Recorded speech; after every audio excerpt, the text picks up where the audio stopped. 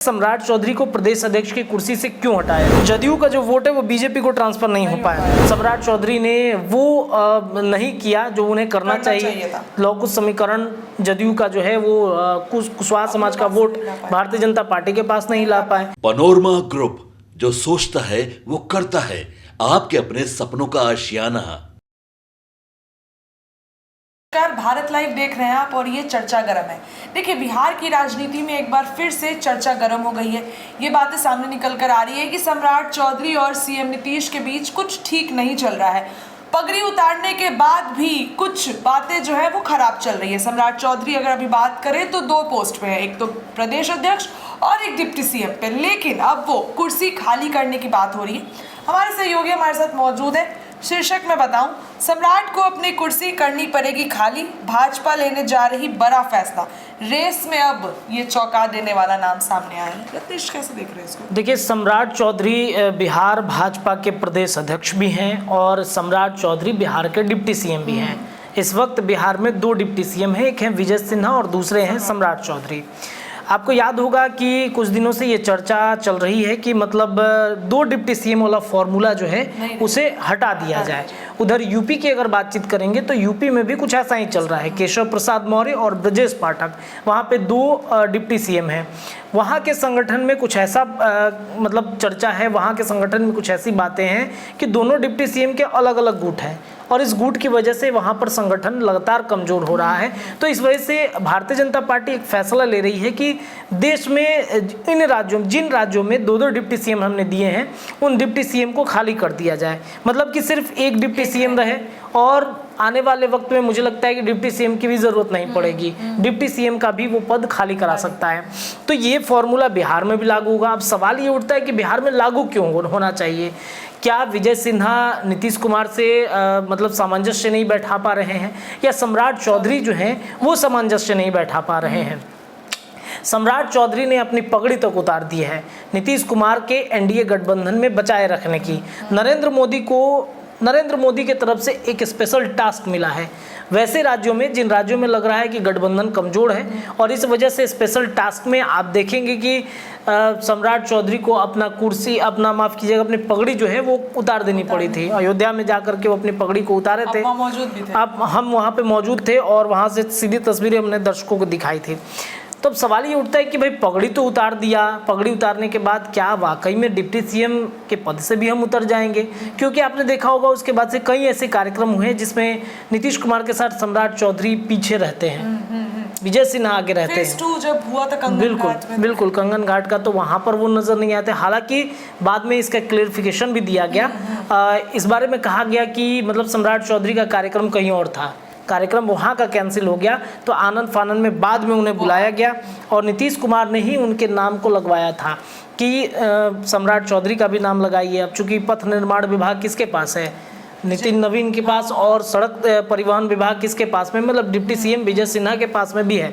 तो इस वजह से कहीं ना कहीं ये चर्चाएँ काफ़ी तेज हो गई थी कि भाई क्या किया जाए, क्या सम्राट चौधरी वाकई में डिप्टी सीएम के पद से खाली हो जाएंगे? हाँ। अगर डिप्टी सीएम के पद से हट जाते हैं तो प्रदेश अध्यक्ष की कुर्सी तो बरकरार रहेगी, लेकिन ऐसा नहीं हो रहा है। भारतीय जनता पार्टी अपने संगठन में बदलाव कर रही है और ये बदलाव 2025 चुनाव के मतलब परिप्रेक्ष्य में होगा।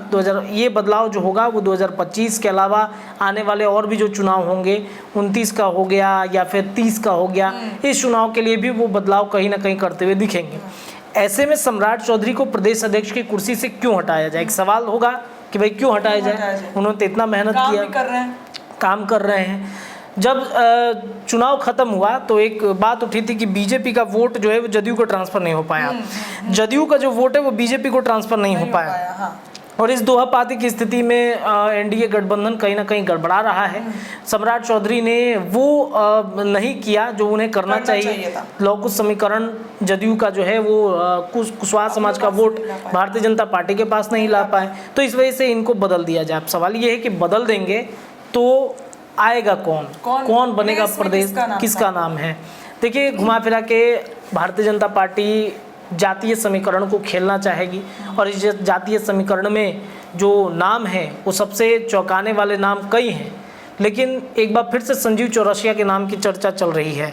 संजीव चौरसिया पिछले बार भी इनके नाम की चर्चा चली थी जब ये सम्राट चौधरी जो थे वो हट रहे थे, तब इनके नाम की चर्चा थी। इनके नाम की चर्चा क्यों चली है? तो इनके नाम की चर्चा इसलिए चली है कि संगठन में ये सबसे ताकतवर व्यक्ति हैं और संघ से इनका लगाव रहा है।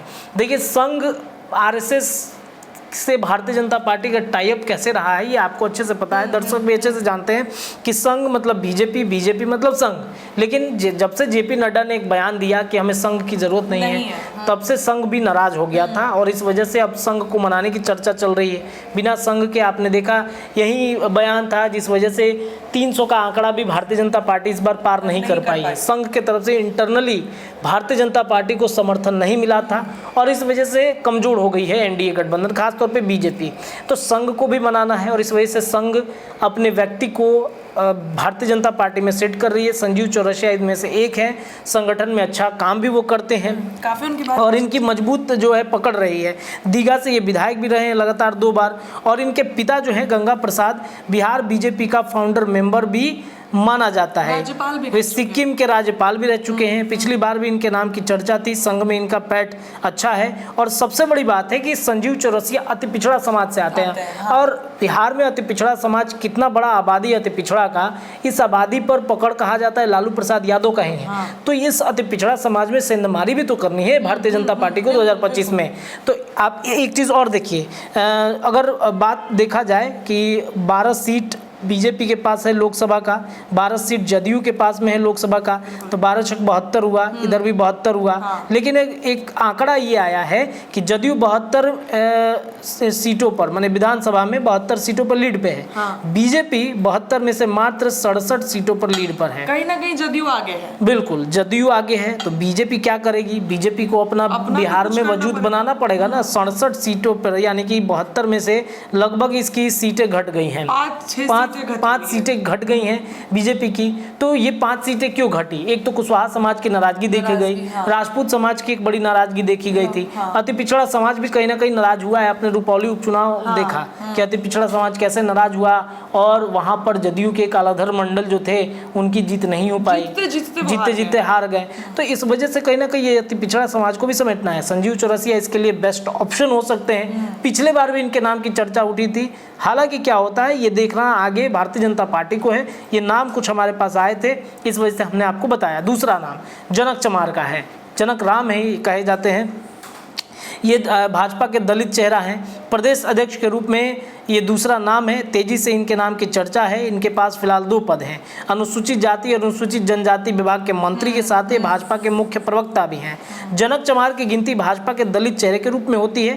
पार्टी लोकसभा से राज्यसभा और राज्य सरकार से लेकर केंद्र सरकार तक में स्वर्ण, पिछड़ा और अति पिछड़ा 7 कुशवाहा सेट करने में लगी हुई है और 20% से ज़्यादा आबादी वाले दलित का प्रतिनिधित्व फिलहाल पार्टी की तरफ से संतोषजनक तरीके से नहीं दिया गया था और इस वजह से जनक राम को आगे करके ये 20% का जो वोट है वो लिया जा सकता है। तो जनक राम, हालांकि जनक राम से जब हम पिछली बार एक बार इंटरव्यू करने गए थे तो तब इनके नाम की चर्चा चल रही थी, तो हमने कहा था, तो उन्होंने कहा कि नहीं ऐसी कोई मेरी लालसा नहीं है, हम ऐसा नहीं, अगर पार्टी मतलब देती भी है तो हम कहेंगे कि हम इस लायक नहीं है, हमें जिस पद पर दिया गया है वो काम कर रहे हैं। लेकिन जनक राम की कुछ कमजोरी भी है। ये मूल रूप से भाजपाई नहीं है।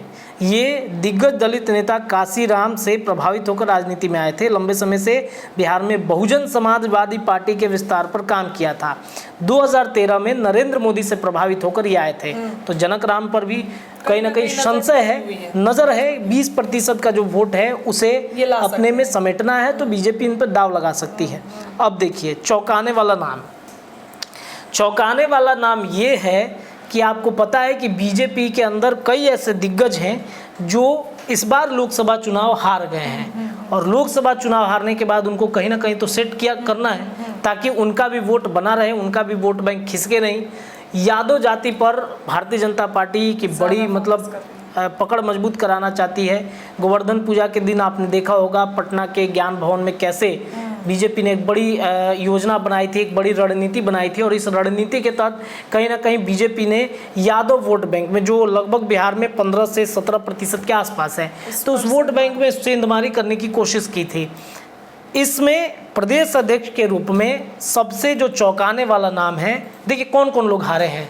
हारे में आपने देखा होगा उपेंद्र कुशवाहा तो खैर एनडीए गठबंधन के हैं, तो वो तो बीजेपी में आ नहीं सकते, उनकी अपनी पार्टी है। बीजेपी की मैं बातचीत कर रहा हूँ। कौन आ रहा है? आरके सिंह आरा में, वो हार गए। मिथिलेश तिवारी बक्सर में, उनको दिया गया था, वो हार गए। इसके साथ साथ एक और नाम है रामकृपाल यादव, ये भी बड़े मतलब पाटलिपुत्र लोग साहब, इनके नाम की चर्चा मतलब खूब होती है पार्टी के अंदर, संगठन के अंदर। अब कई दिनों से रामकृपाल यादव फ्रेम से गायब है, तो रामकृपाल यादव के पास यादव जाति का एक बड़ा वोट बैंक भी हो सकता है कि ला दें। और नित्यानंद राय तो कमाल नहीं कर पाए, लेकिन शायद रामकृपाल यादव 2025 के विधानसभा चुनाव में काम करेंगे, और इस वजह से इनको आगे किया जा रहा है। यादव का एक वोट बैंक जो भारतीय जनता पार्टी की निगाहें सबसे ज़्यादा है। ये रामकृपाल यादव लालू प्रसाद यादव के साथ भी राजनीति मैंने उन्होंने किया है, और खिलाफत करके कैसे पाटलिपुत्रा में लगातार 2 बार से जीतते भी आए थे, लेकिन इस बार हार गए। देखिए हारने की कई वजह है, ओवर कॉन्फिडेंस कई सांसदों में था जिस वजह से वो हार गए। बीजेपी के भी, जदयू के भी कह रहे हम जीत रहे हैं, मोदी के नाम पर जीत जाएंगे, और इस वजह से ये कॉन्फिडेंस, ओवर कॉन्फिडेंस ने बदल दिया। अच्छा, विजय सिन्हा के बारे में, सम्राट चौधरी का तो हमने बात कर ली, विजय सिन्हा की पे भी कोई गाज गिरने वाला है या फिर? देखिए अगर डिप्टी सीएम हटते हैं तो मुझे लगता है कि दोनों डिप्टी सीएम हटेंगे। अच्छा। फिर नए डिप्टी सीएम आएंगे, तो 2 नए डिप्टी सीएम? नहीं, सिर्फ एक ही आएंगे। हटेंगे तो दोनों हटेंगे, सिर्फ एक ही कोई रहेगा। भूमिहार जाति से आते हैं विजय सिन्हा। भूमिहार जाति की आबादी कितनी है? भूमिहार वैसे भी एक मुस्त भारतीय जनता पार्टी को ही वोट देते हैं, ये अच्छे से पता है। भूमिहारों में जहानाबाद में नाराजगी क्यों थी भूमिहारों की? क्यों जहानाबाद में वहाँ से जो चंद्रवंशी थे वो हार रहे थे बार बार? इस वजह से कि वहाँ पर भूमिहारों की एक बड़ी आबादी है, वहाँ से किसी दूसरे जाति के नेता को दिया जा रहा है टिकट। हम ग्राउंड जीरो पर मौजूद थे जहानाबाद में, तो लगातार हम लोगों से बातचीत किए, तो लोगों के मन में यही था कि जदयू से हम नहीं चाहते हैं, नीतीश कुमार को हम नहीं देखना चाहते हैं, हम चाहते हैं कि भारतीय जनता पार्टी का अगर कोई भी नेता खड़ा हो जाए ना यहाँ पर किसी भी जाति का, तो हम जिता देंगे। तो इससे ये स्पष्ट है कि भूमिहार कहीं नहीं जाता है, भूमिहार सिर्फ और सिर्फ भारतीय जनता पार्टी को ही वोट देता है, और इस वजह से भूमिहारों को मतलब बहुत ज़्यादा साधने की ज़रूरत नहीं है, वो जाएंगे तो भारतीय जनता पार्टी के साथ ही रहेंगे। तो विजय सिन्हा को हटाया जा सकता है, उनकी जगह पर फायदा नहीं दिखेगा अगर अति पिछड़ा समाज से, लौकुश समीकरण से जैसे सम्राट चौधरी थे। लेकिन अगर मान के चलिए कि इनको अगर प्रदेश अध्यक्ष की कुर्सी खाली करनी पड़ी तो डिप्टी सीएम की कुर्सी बचाने के लिए वो किसी भी कीमत पर किसी भी हद तक सम्राट चौधरी जा सकते हैं। एक चर्चा ये है, सम्राट चौधरी की तरफ से भी ये चर्चा है कि भाई मुझे डिप्टी सीएम हटा दीजिए, बिहार बीजेपी का प्रदेश अध्यक्ष ही रहने दीजिए। हम प्रदेश अध्यक्ष पे खुश हैं, इस बार संगठन में और मजबूती दिखाएंगे। उनकी नाराजगी क्यों थी? लौकुश समीकरण को नहीं साधा उन्होंने। लौकुश समीकरण के साथ संगठन कई जगह पर कमजोर हुआ है। बीजेपी के अंदर कई ऐसे गुट हैं, कई ऐसे दल हैं जिस वजह से सम्राट चौधरी के मतलब अश्विनी चौबे का आपने बयान सुना होगा, कैसे वो सम्राट चौधरी पे बयानबाजी कर रहे थे, तंज कस रहे थे। तो पार्टी के अंदर संगठन बना हुआ है, कैसे संगठन मजबूत होगा? तो इस वजह से कहीं ना कहीं सम्राट चौधरी चाहते हैं कि नहीं, 25 के चुनाव में येन केन प्रकरण हम बिहार में बीजेपी को स्थापित कर देंगे, और इस कॉन्फिडेंस की वजह से वो चाहते हैं कि प्रदेश अध्यक्ष की हमारी कुर्सी बनी रहे, भले डिप्टी सीएम हमारा छीन लीजिए, लेकिन हाँ, अगर प्रदेश अध्यक्ष हटते भी हैं तो 3 नाम की चर्चा मैंने आपको बताया। एक तो संजीव चौरसिया, दूसरे जनक राम, तीसरे में रामकृपाल यादव के नाम की चर्चा तेज है। हालांकि भारतीय जनता पार्टी का फैसला है, वो जो निर्धारित करती है, लेकिन ये राजनीतिक गलियारे में ये नाम चर्चा जो है तैर रहा है, तो हमने आपको सोचा कि ये बता दिया जाए। जी, तो देखिए आपने हमारे सहयोगी रत्नी से सुना कि क्या कुछ चर्चा भारतीय जनता पार्टी में चल रही है, अंदर क्या कुछ चल रहा है ये तो वही लोग बताएंगे, क्या कुछ डिसीजन आता है, किससे उनको फायदा है, ये वही बताएंगे। फिलहाल के लिए इतना ही, बने रहिए भारत लाइव के साथ। बहुत बहुत धन्यवाद। पनोरमा ग्रुप, जो सोचता है वो करता है। अगर ये वीडियो पसंद आई और वह बिहार के राजनीति और बिहारियत से सरोकार रखेनी तो सब्सक्राइब बटन दबा के चैनल के सब्सक्राइब कर ली। ओजे एगो घंटी बा, ओकरा बटन दबा देला से कुल सटीक और मारक खबर रुआ मुफ्त में मिल जाई। अगर रुआ पत्रकारिता के हमनी के नया प्रयोग में सहयोग कर चाहतानी तो ज्वाइन बटन दबा दी। पेटीएम नंबर नोट कर ली 9386816700। धन्यवाद।